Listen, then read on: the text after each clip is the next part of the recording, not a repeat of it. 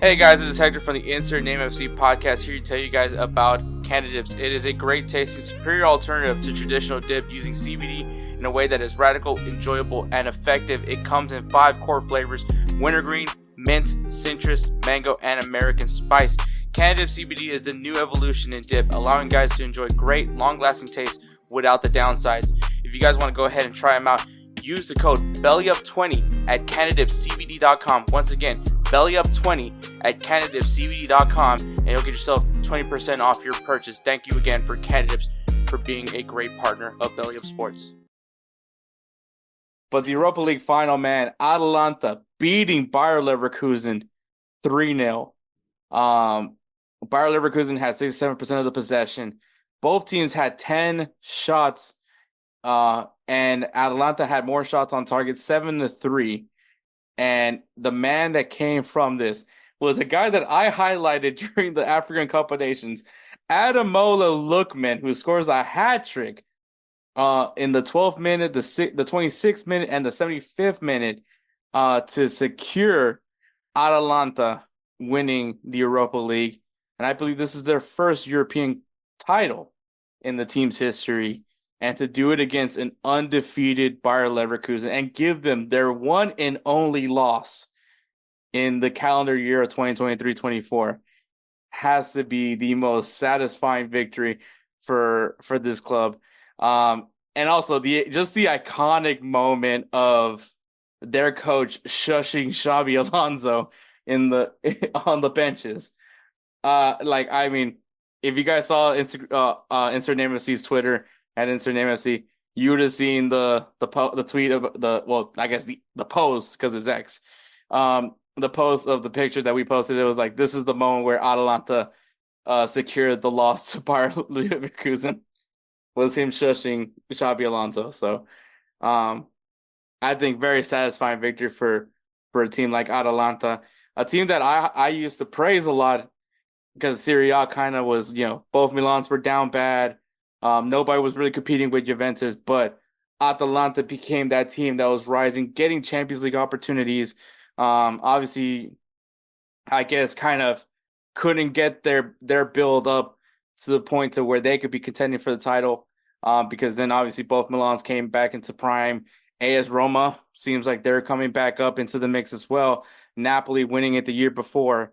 But Atalanta, it's like, hey, we're still here. And as a matter of fact, you're going to see us on Champions League. Yeah, this was a heck of a game from Lookman and for Atalanta in this one. Tough break for Leverkusen to go out this way. You kind of almost see it, though, all the time in teams that have a really good run. And then they celebrate that run in their league, which is what happened there. With Leverkusen, they celebrated their league title before they played their Europa League match. And guess what ends up happening? You have a little bit of a hangover from that. Your heart's not fully in it as much because it's not the Champions League. And, let's just say Ademola Lookman just gave them something to look at as they were picking that one out of the old onion bag. And, it's impressive game top to bottom. But, yeah, you feel bad for Leverkusen because that's an impressive run they had all year. And they could have been the actual Immortals. Arsenal losing, 6 games, something like that in the season, even though they're called the Immortals, whatever. Anyways. Well, the Invincibles, because in Premier League, they were undefeated.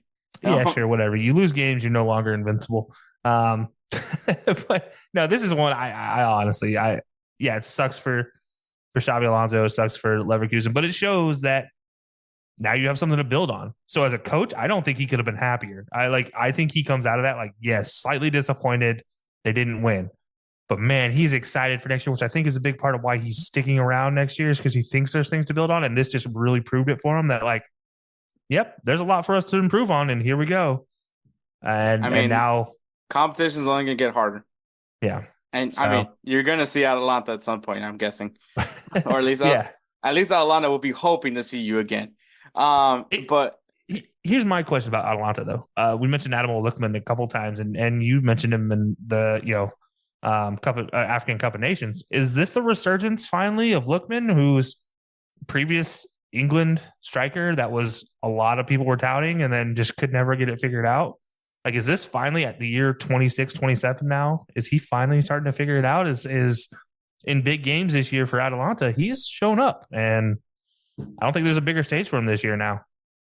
I think I think we've seen this plenty of times where a player maybe not necessarily lives up to the expectations that they had when they were playing with a certain team, especially when we're talking about Premier League. And I mean, we're talking about Leicester City, which was, I think at that point, that was Jamie Vardy's team. Actually, still is Yeah. Jamie Vardy's team. But Oh, he played Everton too. I mean, like, Everton he's is, had some stops that just never figured it out.